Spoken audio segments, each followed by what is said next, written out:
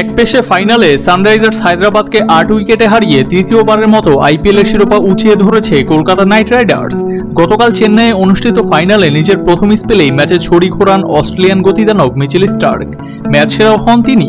শুধু তাই নয়, কোয়ালিফায়ারেও দলের সেরা খেলোয়াড় ছিলেন তিনি। ম্যাচ শেষে পুরস্কার নিতে গিয়ে অবশ্য আক্ষেপ প্রকাশ পায় এই পেসারের কণ্ঠে।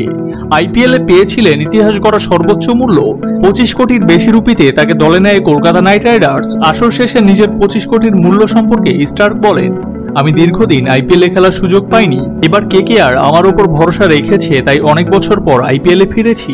তবে প্রতিযোগিতার সবচেয়ে দামি ক্রিকেটার নির্বাচিত হওয়ায় দলের সতীর্থরাই আমার সাথে মজা করেছে। কিন্তু প্রতিযোগিতার শেষ দিকে ফর্ম ফিরে পেয়েছেন তিনি।